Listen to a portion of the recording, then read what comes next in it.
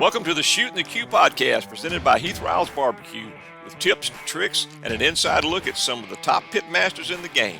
Now here's your host, Heath Riles. All right, guys, we're here. Welcome back to another episode of Shootin The Que. Today, of course, I'm out of town, but I'm joined with my lovely wife and Bear and Jenn Holeman. How y'all doing today? Good. How are you? Good. Well, Jenn, as you know, we're cold because Jenn is actually in the same place I am. We're both in Louisville, Kentucky at the Ace Hardware Trade Show. Of course, in different places, and Bear gets to laugh at all of us while he's still, probably in flip-flops and shorts. Yep, it's cold here too, but it's nothing like y'all are experiencing. What is it, like 75? Well, I woke up, it was 58, but it's probably 70 by now. So, Wow. yeah. Well, for everyone that don't know, Bear or Jenn by now, you're kind of living behind the eight ball, in my opinion. They're the owners of W Sauce, and they also put on the Bear and Burton Key West Invitational down in Key West, Florida. So are y'all geared up for will this be the third annual or fourth annual? Third.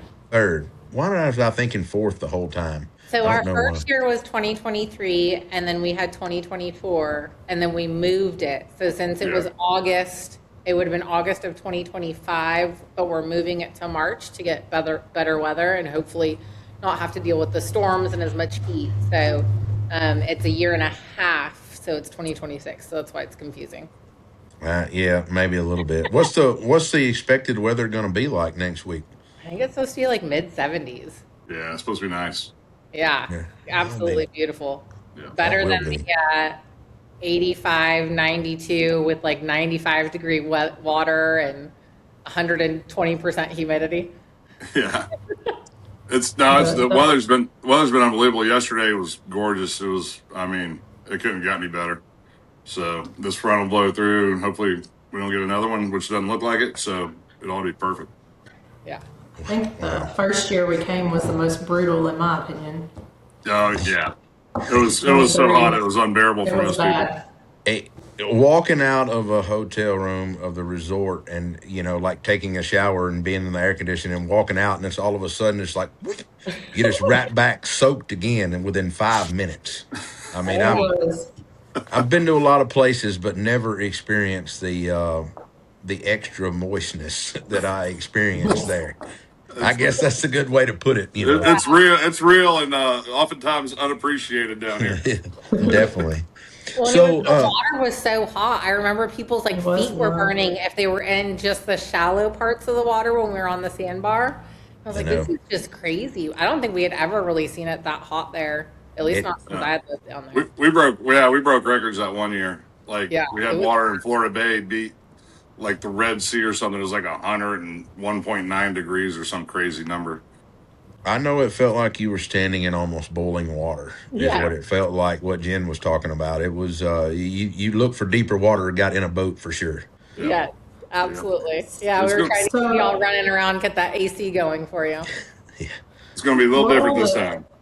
Well, so what will the differences be from a fishing standpoint? Will there be different types of fish since it's going to be a lot cooler, different time of year, or is that the same always there?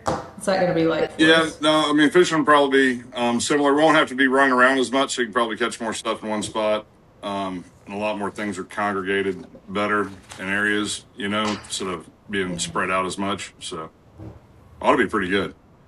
Yeah, from the points perspective, what we did the last couple of years is really try to keep everybody moving and not have too much of an impact on any one single species. So you would only get really points for the first fish of any species, and then everything else was really pretty minimal. This year, you could go after all of one species and it'll be fine. You'll get a significant amount of points. So we don't have to worry about the pressure on the fishery as well, or the pressure on individual species. So it's great in terms of that. And then we do have some of our offshore stuff is a lot better. So our tuna fishing, king mackerel, cobia, a bunch of that stuff's really good too. Yeah, sail fishing. Yeah. Oh yeah. Well, before we talk more about the event, let's talk about W Sauce. I know you're up here too as the Ace Hardware Show. How have W Sauce been doing over the course of since last year? It's been great. We've we've been doing just amazing. Every one of our partners has just been so welcoming. I mean, we have brand partners that we work with, like you guys, and then we also have like our industry partners, so like our grocery stores, Ace stores, things like that. And it's just been an amazing adventure. I mean, we started the company only a few years ago. So we started in 2021, so we're 4.5 years old at this point. And it's just been great to see the growth and the potential out there and how much everybody loves what our story is, because really that whole food ingredient deal, bringing in what things used to be, how things used to be made. So whole tomatoes, whole onions, whole garlic, and really sticking with that story and that being what we want and what we want to represent. And then everything that's going on in terms of our food and people looking at food more right now. I mean, that all of that is just so amazing to see, and it opens all those ceilings for us in terms of where we can go and our growth potential. I actually wanted to ask the reason I brought this up with the way things are shifting in the food industry. Do y'all see the vegan shire doing a lot better now? No. No. I mean, because I actually use some I of don't the. even know how to say anything My else. mom's not going to be happy, but yeah. Yeah, it's Well, I used it myself the other day, and I thought it was almost like maybe a less potent version almost. yeah. And so I thought it was fine myself, depending on how you were going to apply it. I mean, That was our first time really using it, both of us. We let's just be honest, we ran out of the regular W sauce, and he was like, "Oh gosh, I have to, like, what am I going to do?" And I was like, "Try the vegan shire, like, we have that." well, I didn't know I had it at the farm. We were at the farm, and I didn't know I had it. So I went and dug in the cabinet. I'm like, yes, I have a bottle. So it worked just It was fine. a little different, but not in a little bit. bad way. It's Just that different. umami flavoring. Yeah. Yeah. My mom loves it. And, it's one of those things where, I wish it was doing better, but it's just one of those ones that it's hard to catch on, and hit, finding the right way to hit that market's, not exactly, in our bandwidth at the present moment. So. Yeah, I mean, it's really when the majority of our traction is in barbecue. We're not in a place for it at the moment, but one day. One day. Well, you never know because you got to have that option. I mean, I say the same thing about some of my rubs sometimes. I don't like the cherry rub that much myself personally, but a lot of people do. I keep saying I'm going to cut it every year or either maybe change up the recipe or something, but every year I say that it grows in sales. Yeah. And it's enough not to say, well, just because I don't like it, other people like it. Yep. So what can I don't want to say that I don't like it. I just don't cook with it enough, I guess is a better way to put it. Yeah. But that happens all the time, I guess, in anybody that owns a food business. Yeah, exactly. Even in just like just in your regular old pantry, like you'll get in like little kicks, and you're like, Yep. I'm using that, and then next thing you know, you're like, find something else, and then you're in that direction. For me, it's about every 3 to 4 months. It seems like I'm on a pattern of using 1 or 2 rubs, and then I'm going to something else, 1 or 2, or something, 2 or 3 other ingredients. Like I got into cumin really heavy last year for some reason. Every dish I wanted to cook, I put cumin in it. I don't know why. Candace loved you for that, huh? I guess so. I guess so. That was all those pot meals I was doing. Oh yeah, There's worse things to get into, though. Yeah, there is. It is. It is. Well, when you get older, you either get into food or, what they say, World War II history. Yep. So, I mean, I don't want to say that I'm into that history, but I do like hunting and fishing and barbecue. So I don't know what else to, Yeah, I'm good with those. I'm good with those 3 hobbies and doing nothing else. Yeah, that me too. will work out. Well, talking about fishing, before we get more into the whole Key West Invitational, I want everybody to know more about Bear. Kind of tell everybody how you started out and how you got into the fishing business in general and how you got to where you are today, because you've competed in over 300 tournaments. You've fished on ESPN. You've been an outfitter for years. You've boat sponsors. I mean, and I'm not trying to tell people all your stuff, but you fish with so many high-end celebrities and clients. Nobody realizes this because you never post anything. Yeah, the internet's ruined most of what I love about what I do in a strange way, it's I mean, we grew up riding. Me and my brother and I would ride bikes around and go pond hopping, and before school, after school. And then, we started fishing. My brother started guiding in Louisiana first, and then we started fishing a bunch of redfish tournaments on, like Texas coast and Florida and Louisiana. And 2001, the ESPN Redfish Cup kind of did this thing, and it blew up. So we did that for, I don't know, 10 years. And so we fished from South Padre Island, North Carolina every year. It's just kind of like a weird series of events and the way it all worked out. The fishing industry at that time was like really, really small. And we were just lucky and blessed to be where we were, at the right time. In the right time, right place kind of thing. And, I try to tell all the younger guys, like, don't do what I did. I had the worst business model on the planet. I didn't have a web page until like 2-3 years ago. I made Jenn make a one-page thing just to find me.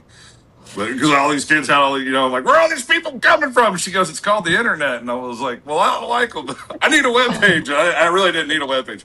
But she was like, are you booked every day? I'm like, yeah. She's like, why do you want a webpage for? I was like, I don't know. I feel like I need one. I looked at it once and that's it. But, it's got like a one-page thing. And never updated again, right? You put it up 5 years ago, probably hadn't updated it since, right? Yeah, I haven't touched it. See, I don't even know what it's called. So people ask, you got a webpage? I'm like, yeah, somewhere. I mean, but that has got to be good job security when you know that a website don't matter. Yeah. You know that none of that matters at word of mouth. And I know how busy your phone rings and Jenn's phone about booking fishing trips and all that. I mean, just your word of mouth and your clientele. What would you say your rebook rate is with clients? It's, Jenn, you probably know better than me, but it's pretty high.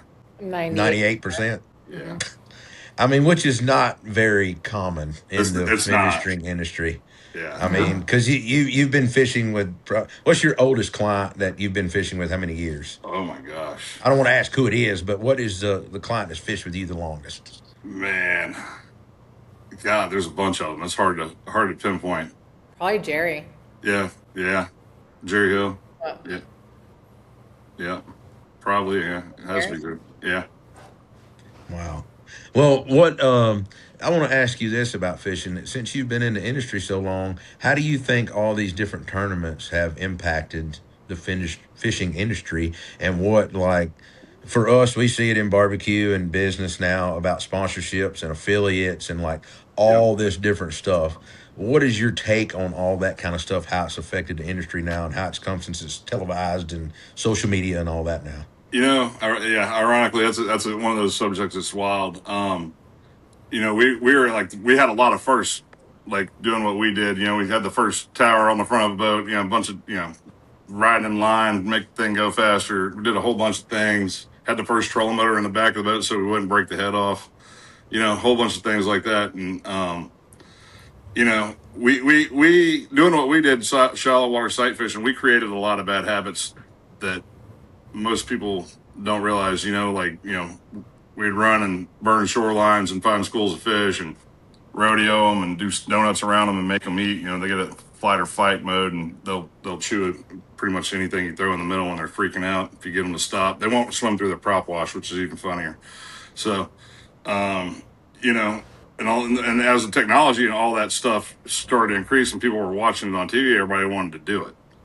So now you got people just burning shorelines for no reason every day, day in, day out, and just running fish over constantly. And, that in itself puts a lot of pressure on them, and it changes the behavior and the way they eat, the way they move, what they want to do, and how they act, they don't want to tail and do the things they used to do anymore. They stay kind of in a tighter ball and live in like certain potholes, and you can push them into one and keep them there.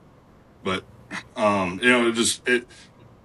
it's a touchy subject because it created a lot of bad habits and it created a lot of like opportunity for people to perpetuate those bad habits on the water, which affects like our daily lives, out there as, not just a guide, but just a recreational angler, and how enjoyable the time on the water is, So it was a lot of fun. It was the best times. I mean, we lived through the good stuff, but it's definitely created bad habits as the technology has improved and the way people fish. So, I mean, I kind of agree with you even on barbecue too. I think when things were more simpler and people didn't take it as serious as like they do now at some of these things, it was more enjoyable for the overall crowd versus one or two people capitalizing off of it. And I don't want to call it one or two people, but it's a lot of great people in all kinds of businesses. But I'm like you, some people kind of take things, the advantage of it in a way, and twisted up for it ends up impacting a sport that it shouldn't Yeah. in a way.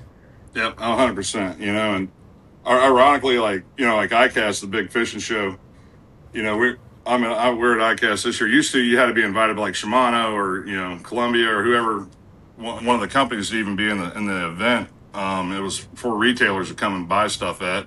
And so like, branded back, like, companies that had pros would have us come and, we'd stay in the booth all day and do our thing. And I mean, this year there was people walking around with camera crews, OnlyFans girls, all kinds of wild stuff happening. I was just like, dude, are you kidding me? Like, I'm like, what's happened to this whole situation? So it's kind of funny that you say that. I don't know if you follow any of the NWTF stuff that happened in Nashville. They were kind of talking like that. A lot of the hardcore hunters and older guys is like, you have ladies showing up that are, like you said, that are not hunters, that are, doing other things like OnlyFans and things and camera crews. And it's like taking it away from what it is. And it's ruining it for some of the younger generation, for people trying to get their kids involved and do a family thing out of it. And it's it's a real fine line with some of that. It really is, of how it works. But I don't know. So I have to ask this. I have to ask this too about billfish fishing tournaments. Have you ever fished Big Rock? I have not fished Big Rock. I haven't. It's one of those things like big billfish tournaments. There's a lot of money, a lot of things. I like bill fishing to go bill fishing. You know what I mean? And I'm it's conflicting because I love tournaments and I love participating because I'm super competitive. Most people don't realize that because I'm like pretty happy, easy go lucky, but I'm always want to win. I don't care if we're playing, cards or rolling dice. Doesn't matter. Yeah, me too. and the Big Rocks. I've been invited to a bunch of billfish tournaments. I was supposed to. I got invited to go to Fish the Rockstar this year, and I didn't go. And it's one of those things where I'm like, I don't want to do it because I love bill fishing so much that I don't want it to become a problem. I guess that's a good way to put it. You don't want it to become a problem. Yeah. I never have bill fished, and I'm going coming up. And all right. Where are you going? Costa Rica. Yep. Perfect. So I got lucky enough to get invited by some gentlemen. They have I think it's about a 60-something foot boat chartered. Nice. And it should be a good time. It's going to be 8 to 10 hours a day on the water. Oh yeah, guaranteed. It's fun, man. It's one of those things where it's a lot of hurry up and wait. For Christmas this year, sorry, Jen, we missed it. I wasn't there. I got home Christmas Day. She was supposed to go with me, but she didn't go. So we went to Tropic Star, and my son caught his first billfish, his first blue marlin. And he's caught sails and stuff before, but he was all pumped up. So he caught his first blue. He ended up catching 3 of them, and then my dad got his first blue. So we were all together, like for both of their first blue marlins, which I've caught plenty. But so it was cool getting to watch that happen. That was pretty awesome. But it's like you're sitting. There's a lot of times that you're just sitting there, you're just trolling or whatever, and you're always hoping for the bite. But Costa Rica is one of the greatest places to do it, so you're going to the right spot. That's what they say. We're going to actually Quapos, I believe. Yeah, you go to Quapos. Yep, Quapos. Yep. So shorter runs than going to Las Sueños. So you're good on that. Yeah. But yeah, fishing should be awesome. That's definitely, it should be. I hope a little bit better weather. Well, let's talk about the Key West Invitational some. So this year, I know we talked about a little bit of the changes. Y'all of course moved it from August to March. So kind of what y'all want to talk about, any other changes if y'all have made this year to kind of improve or just change it up since the month was different? We've had a few changes. I mean, the fish species focus is definitely going to change because we'll have an offshore option and an inshore. So there's a couple of things like that are changing. We did have to change the lobstering part. Yeah. So in previous years, we've had y'all go lobstering. We are not able to do that this year. It's just not, it wouldn't be very productive. So instead of doing that, we're really focusing on that sandbar party deal and having that be kind of the main part of the day, and then letting everybody go and have some downtime, go fishing with their captains after, or just hang out. Yeah. Kind of have it easier. I know we have we've kind of overscheduled things, I feel like, in previous years. We've had it just be go, go, go, and not really given teams time to sit and process what they're going to do and get ready for the next day. And so we're trying to keep things optional, give people the ability to do things, but not kind of forced and not overschedule it. So we have a couple of things like that, but it's really, we're just trying to make it so that everybody's coming down and having a good time. And I think the weather change will be the biggest difference that we see. The weather is going to be so much different for everyone and so much more enjoyable. So it's my favorite time of the year. The last weeks of February through like the first couple weeks of March is my absolute favorite time of year. Well, correct me if I'm wrong, but isn't it peak season right now in Key West? Depends on what you're looking at. Yeah. For like snowbirds coming and Tourism, yeah. going downtown and drinking and all that, 100%.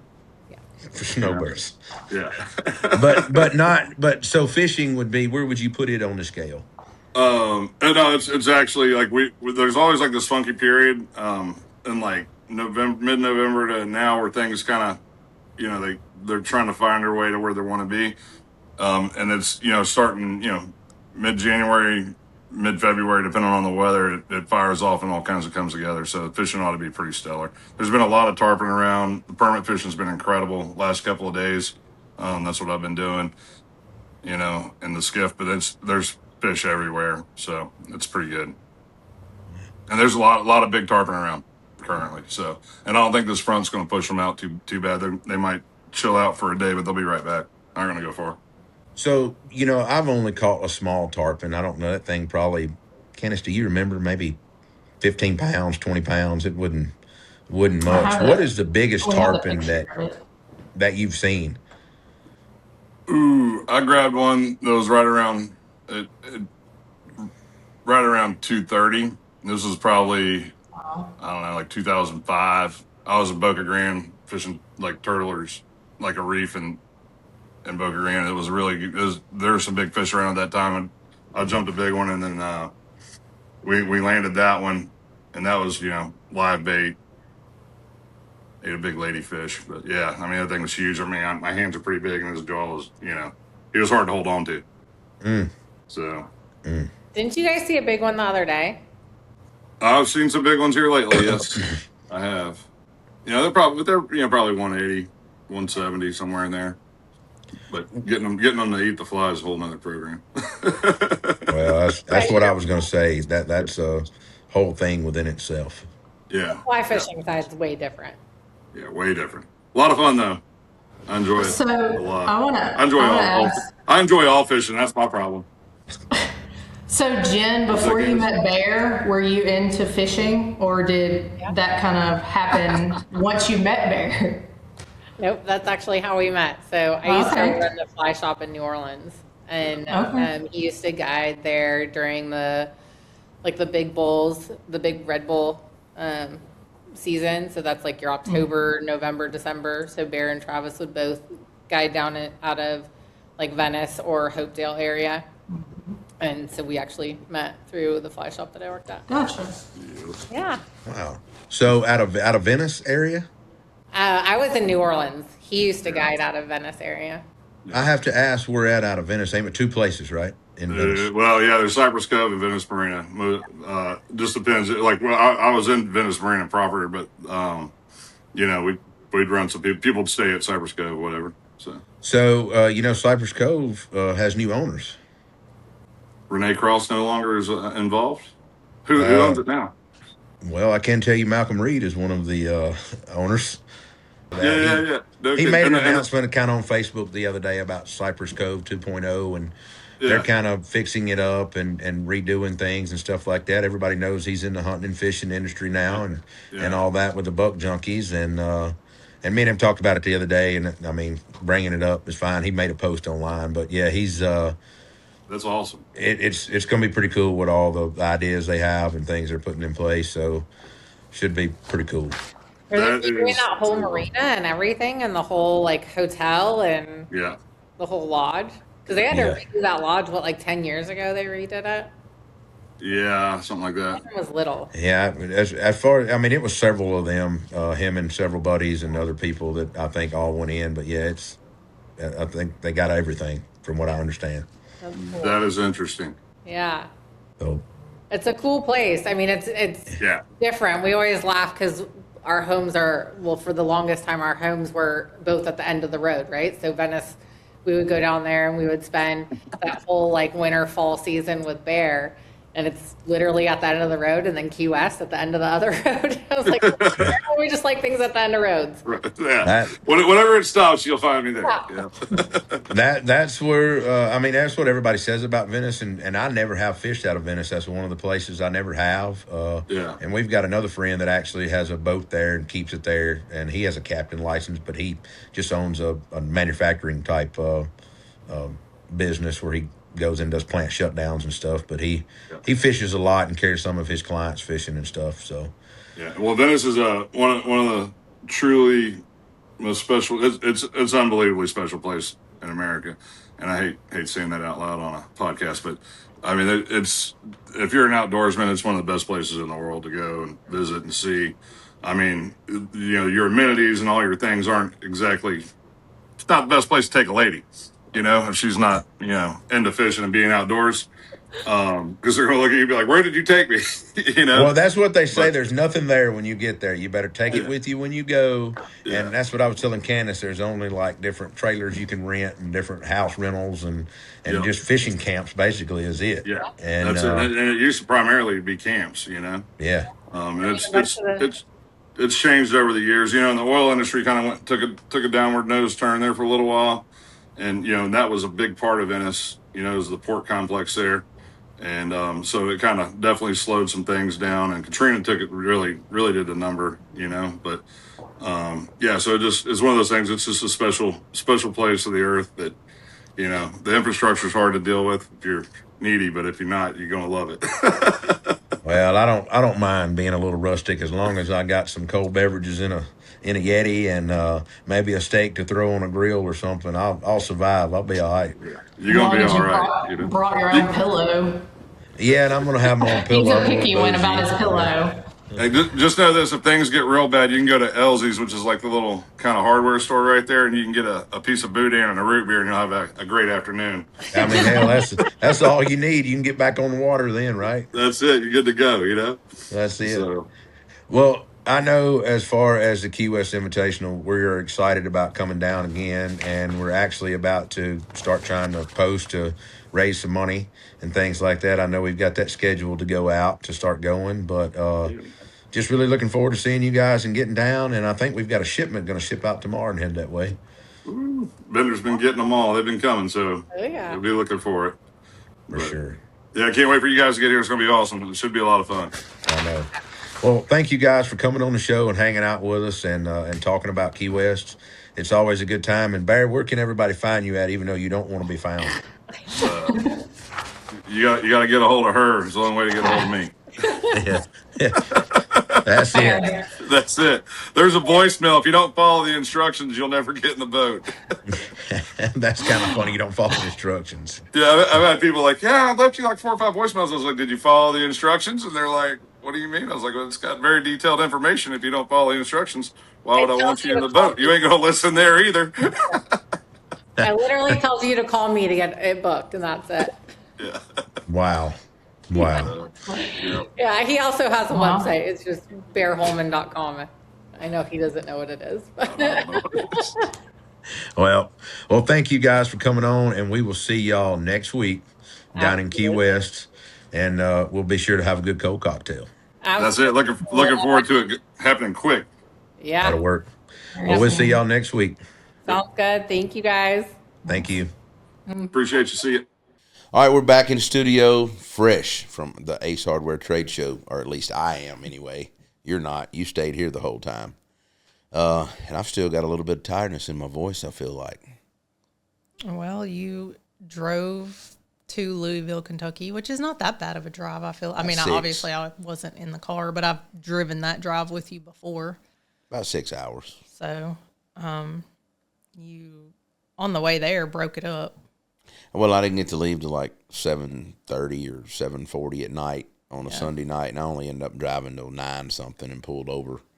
Only drove basically an hour and 45 minutes, 2 hours. It started to miss rain on me, and I was already tired. Yeah.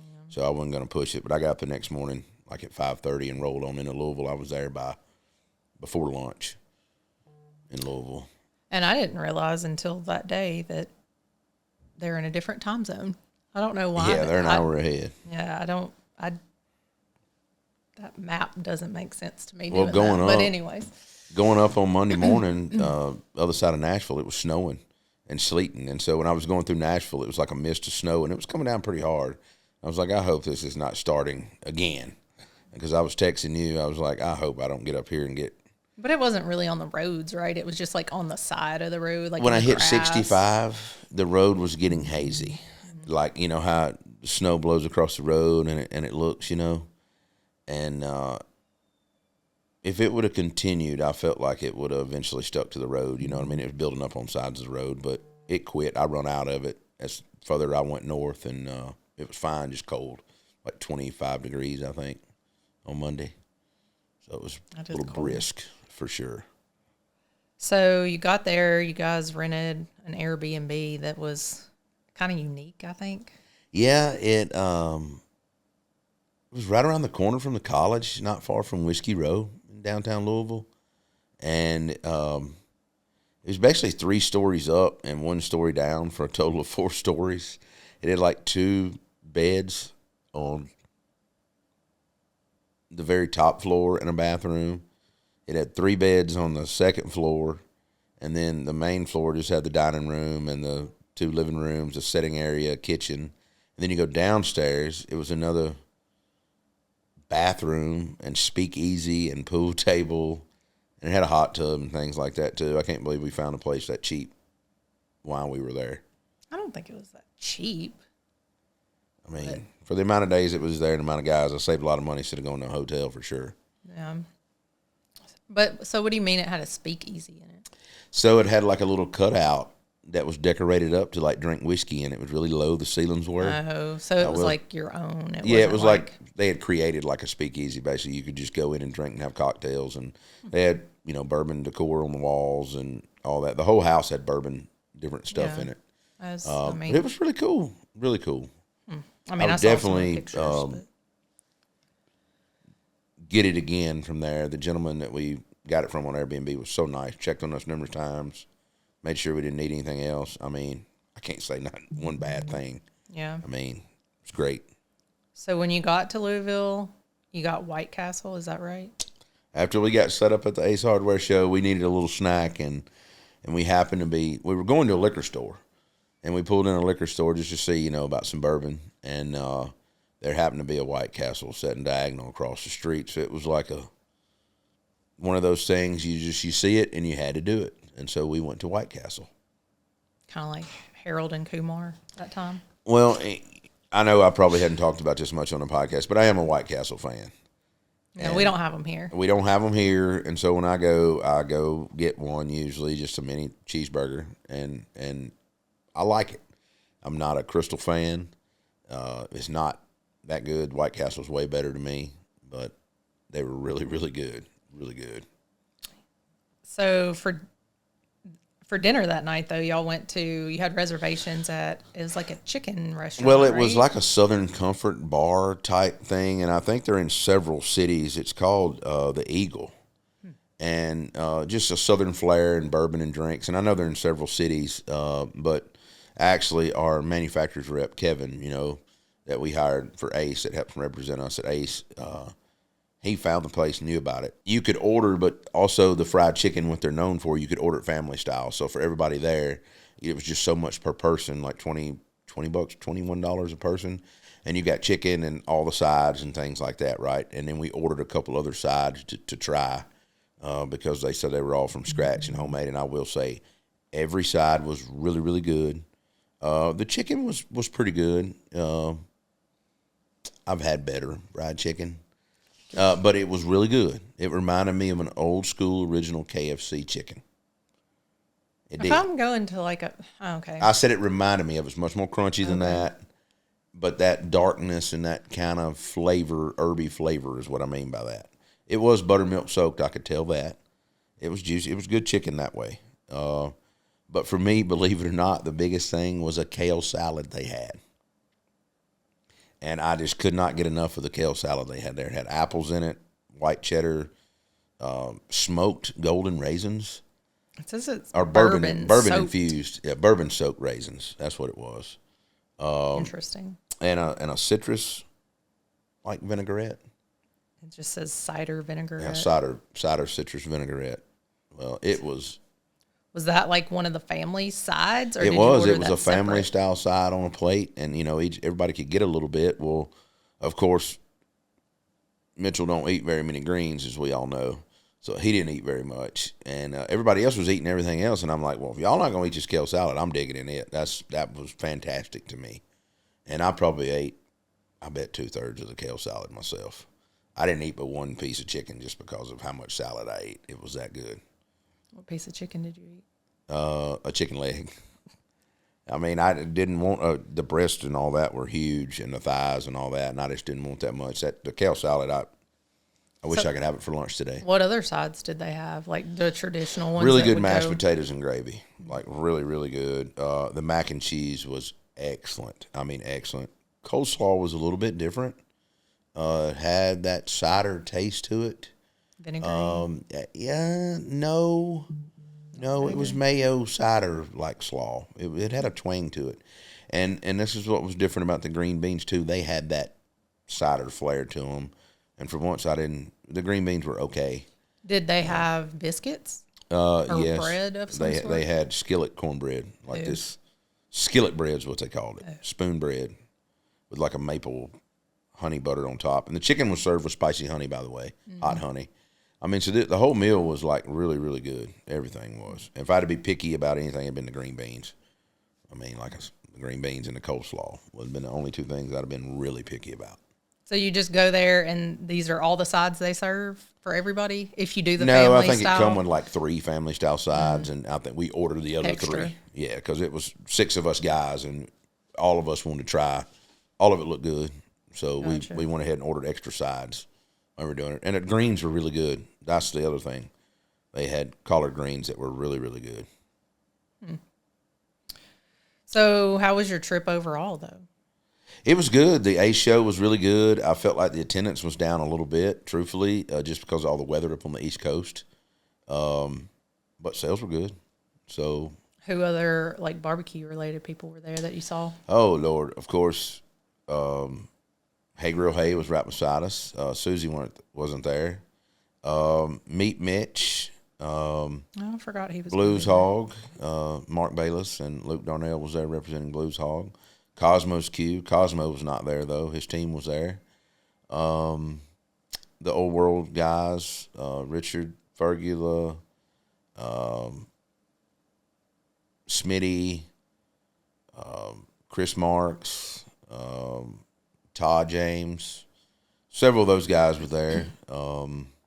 Dano, Ben's his hometown there, Louisville. He come see, and we talked for probably 30, 40 minutes. And he actually wanted me to come over to his office and check out his studio and maybe do a video collab, but we were kind of busy, and I had so much going on I couldn't break away. I told him I'd have to come back up. Yeah.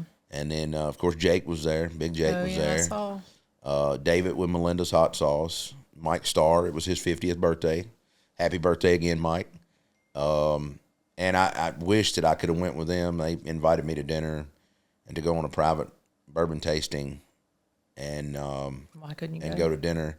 I just didn't want to abandon my guys and things like that. And we had stuff we had to finish. Mm-hmm. I mean, yeah. So usually the way the show works is the first 2 days are full days, and then the third day is always a half day, basically. So, and that's how it was this time too. Well, and also just to add to that, usually the A show opens up around 9 on the first day, goes till 6. The second day it opens up at 8 and goes to 5, and then that afternoon they have a concert of some kind. This year it was the Counting Crows. We didn't go to it at the stadium. We decided to go downtown on Whiskey Row instead and hang out. And then Thursday is usually a half a day, and you tear down at noon and go home. Yeah. And I drove home. I did not stay on Thursday. I got up Thursday morning and rolled out about 5 in the morning and come back. But Mitchell and John and everybody else stayed at the show and finished it out so I could get back here and come back and talk about it. Well, so for somebody that's never been, what does a trade, like the Ace Hardware trade show, look like? It is literally hundreds, if not thousands, of vendors that come in, set up booths. So anything you would see in an Ace Hardware store, from DeWalt tools to Milwaukee to lawnmowers to barbecue seasonings to barbecue grills to lumber. I mean, you name it, electrical supplies. So all these companies are there representing. So really and truly, people like me, we're all there, and we are all in the like spice row and all that. W Sauce was there, by the way. It's just so many people that we know now because of going to these shows and seeing them, and friends of ours. I don't know. It's like a big reunion to me now. It's almost like going to a barbecue contest without the responsibility of cooking. Well, this time. Sometimes they do have a cooking. And sometimes you do serve samples and things like that. We did pass out popcorn and some. You can't have popcorn. No, I can't eat popcorn, but we did pass out popcorn with seasoning on it that we had done, and some pork rinds. And some of the shows you can cook out, like Candace said, and serve samples outside. They do like an outside area. They didn't on one of the days. Do that at that show though this time. No, there'll be a fall show coming up in Orlando in it'll be September. That sounds right. And we will cook there outside for like a demo area to serve some of the other buyers and vendors. But basically, all the Ace Hardwares are independent, so all these store owners come to the show and book stuff for the spring and for the fall. And so you have to talk to all these people. And if you're not in the store, getting in the store, and even though we have 10 items in the Ace warehouse, you still have to get all 10 in that set. So working with these vendors, they might not have but 2 or 3, or store owners, they might not have but 2 or 3 items in their store set, and you want to try to get as many in it as you can. Of course, Ace has a recommended set, and we're in that. But it's just a different way of interacting with the owners and letting them learn more about your business and networking and just showing up for the brand. So you also, while you were there, Ferg was there because you were in one of his videos that was on Instagram about binder or no binder, apparently. That's right. And so he just asked me, hey, just answer this question. And he put it all together. And a lot of people answered no binder. And I answered binder along with Chris Marks. And I don't know. I'm just superstitious about binders. I get the scientific end of it, about people saying you can't taste it. What does it matter anyway? You don't need it, blah, blah, blah. We've always used mustard here, and Chris Marks kind of hit the nail on the head to me in that video. Is something that kind of registered to me. I met Paul Kurt in 2006 and in 2007, and he referenced him about, Paul winning and using mustards all the time and things, and I learned some of that from Paul. And it's a Memphis thing on our end, as you know, that most Memphis people do use a mustard, especially when it comes to ribs. Yeah. And it's just something we've always done, and it's something I'm going to continue to do. And, I mean, with the amount of wins that I've had, I'm not going to knock it. And when you look at a gentleman like Chris Marks, look at the wins he's had, and Paul Kurt, look at what he done. So for some of the people to say no binder, no binder, no binder, I get it. Well, I don't think you've got the rings that are the wins that myself and the others have. Apparently, some of the people were saying that the greats of barbecue never used one. Well, I guess that's inaccurate if you're saying Paul Kurt's in the Hall of Fame. Yeah, I mean, he was one of the greats, so I don't understand. I think maybe people haven't done their full research on that. I'm sure there are some greats that didn't. I mean, it's just preference, really. I think it's personal preference. I think people are thinking into it too much and making it more of a debate than it actually should be. It's really just what you want to do and how you want to cook it. I mean, I think some people are posting for clicks, let's face it. Well, that too. I mean, it's hilarious to me because the people saying that. I mean, I just have to ask about achievements and this and that, and then if you want to compare records and goals and this and that, and I'm not saying one's better than the other, but it's all personal preference. So the people that argue about it's like...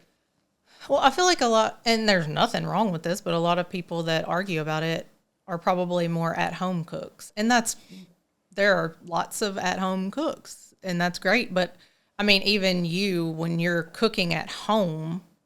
You don't necessarily use a binder all the time like you do for competition. No. So there's kind of a fine line there too. Like some people use it in certain circumstances, and then in other circumstances they don't. That's right. Now I always coat my fish in mustard. Well, yeah. Anytime I'm frying fish, it don't matter what kind of fish it is. Mostly catfish. If I'm frying fish, which is mostly catfish, but there is other times like redfish, bass, crappie, any of that we fried, flounder, I will rub in mustard first before I batter it. And for anyone that don't know, I got taught that by an old timer back in the day. It will kill any fishiness taste that the fish has once you cook it. And I don't know, learning from some of the old schoolers that caught these big, fish 20, 30 pounds out of the river and cut them up and done that, those fish tend to be the ones that eat, kind of fishy. Yeah.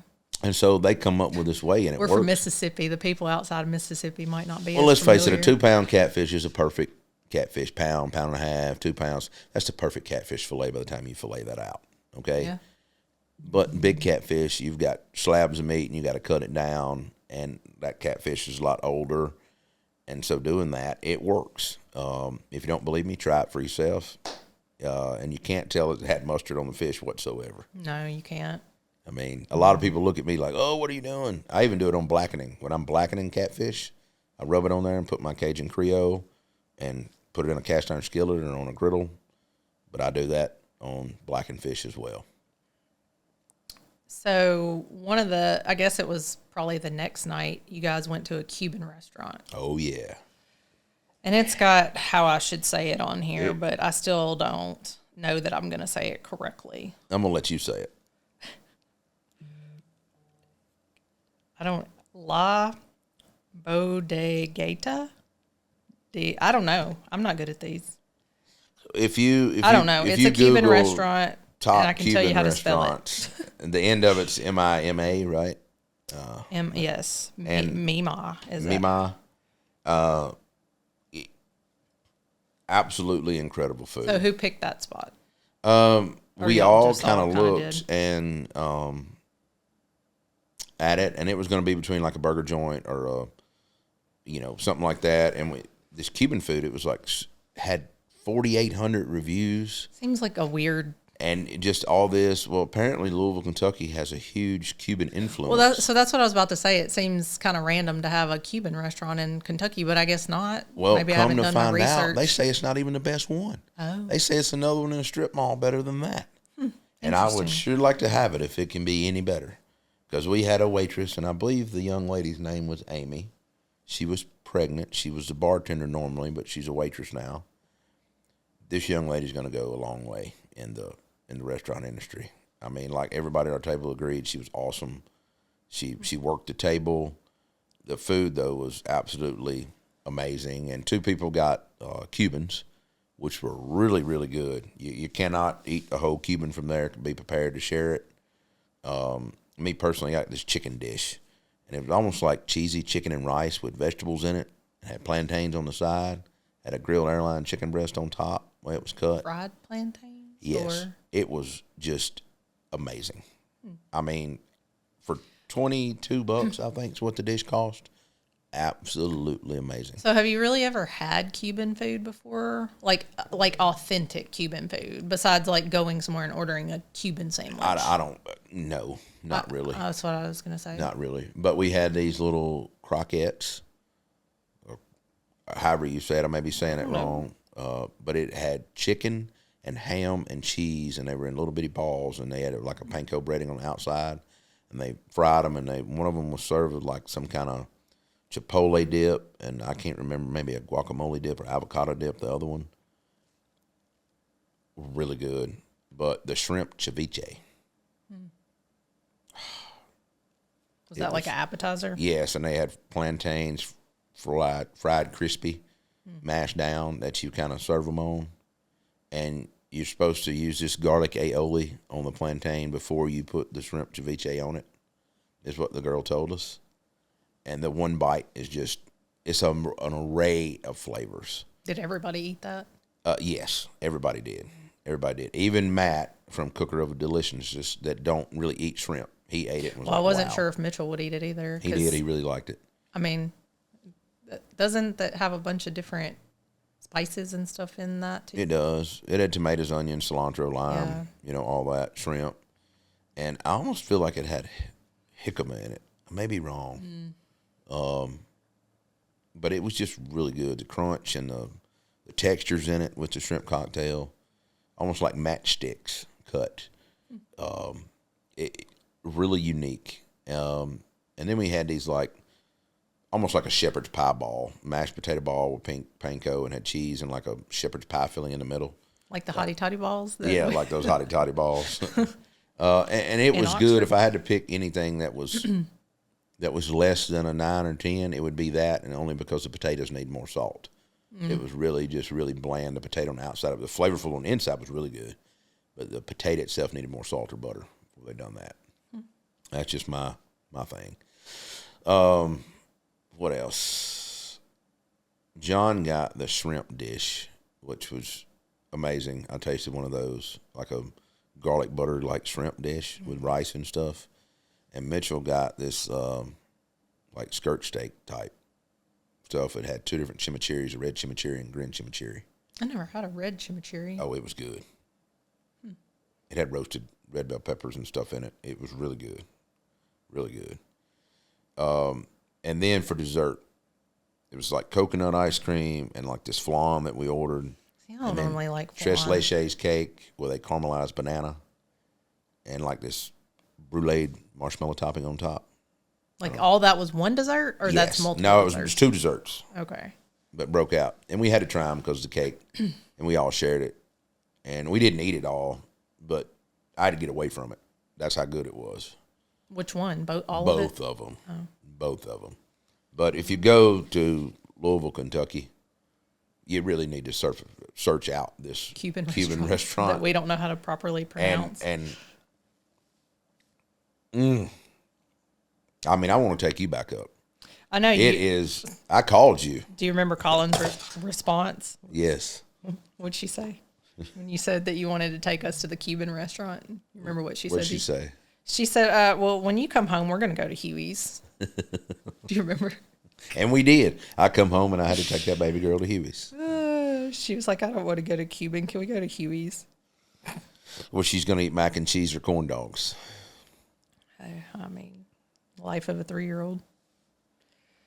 So I guess one other place that you went for dinner maybe the next day was Sidebar at Whiskey Row. That's almost like a tongue twister for me. Probably the best Parmesan fry I've ever had in my life. Parmesan fry? With a truffle aioli.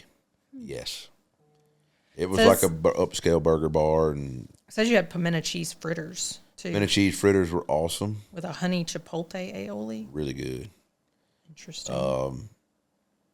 And then we had these Jack Bites. That's what I was looking at. Those sound good. And it was. I did not know how it was going to be as far as the brisket, the flavor goes, and the corned beef. The corned beef was okay. So it was pretzel bites. Yeah. So imagine taking King's Hawaiian, maybe pretzel bites, warming them up. I love pretzel bites. And you put the corned beef on it, kind of chopped up, like on a tray, almost like making nachos. And then it had a cheese sauce, and it had sauerkraut, and then it had spicy brown mustard squirted all over it. Sounds interesting. And that don't begin to describe it. It was really, really good, really flavorful.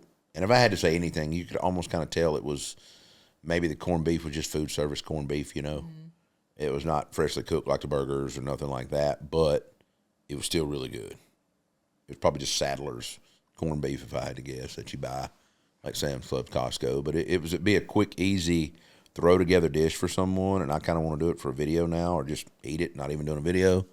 That's how good it was. It sounds good. I've never seen anything like that on a menu before. Us either, and that's why we got it. I think it would be good with pastrami instead of corned beef as well. Probably. But yeah, with the sauerkraut and stuff.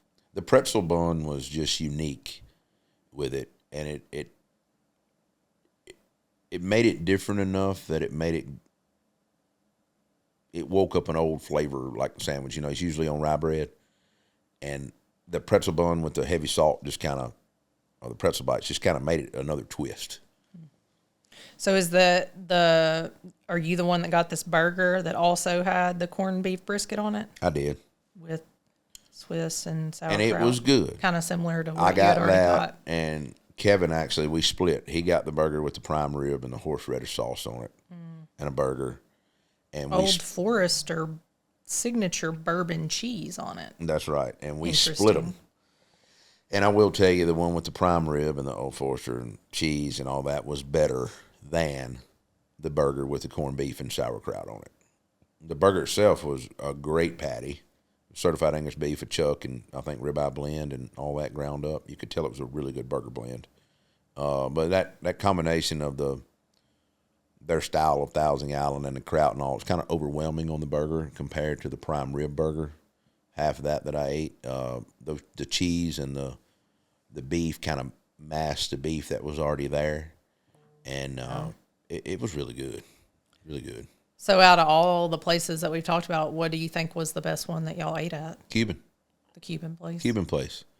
Was there anywhere that y'all had wanted to go but didn't get to that you looked up, or y'all didn't really? I mean, we kind of wanted to go out and do some more bourbon tasting, but truthfully, after we got done eating both nights, it was almost, 9:30, 10 o'clock.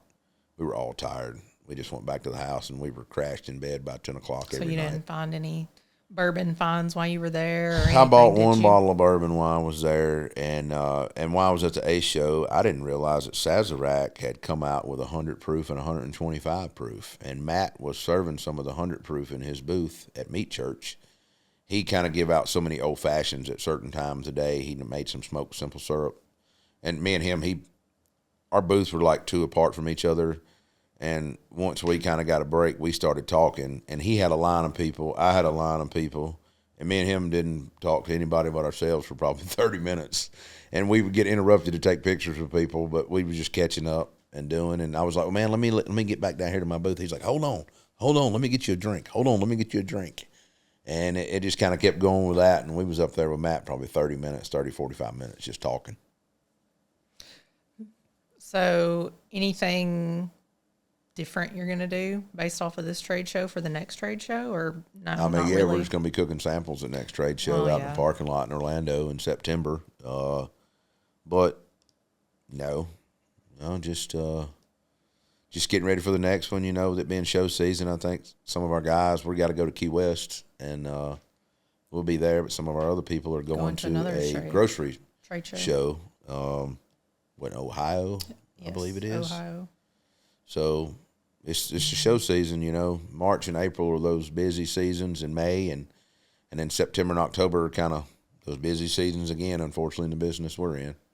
And you said they already announced other trade shows too, right? So in 2027, it looks like spring, we're going to be in Atlanta. That's right. For Ace Hardware, and it looks like in the fall of 27, we're going to be in New Orleans, which would be great with me. I love NOLA. Better fall than spring, because spring would fall Mardi Gras-ish. I know.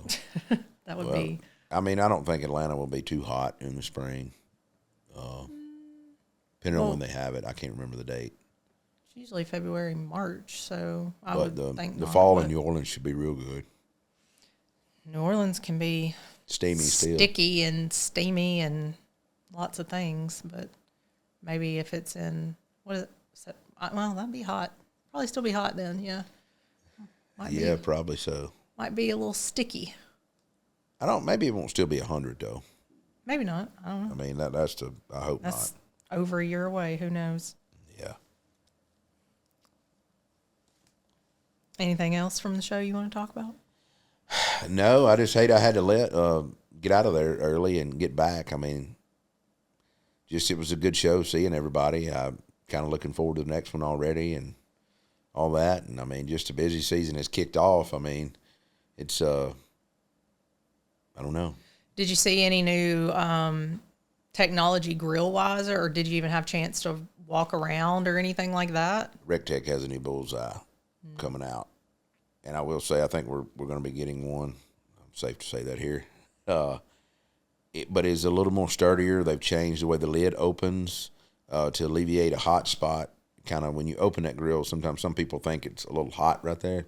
It's never bothered me. I never knew it until today. I guess some people just real. I guess the shorter you are, you can feel that heat, and I'm tall. It don't bother me. But the cart looks a lot more sturdier, how they designed it, and I can't remember if the firebox or the pellet hopper is maybe a little more curved around than this other model is. But other than that was really cool. And I don't know what you looked at or what you had time. I know really you did mentioned not a pizza go oven that you see a saw, lot of other but- things.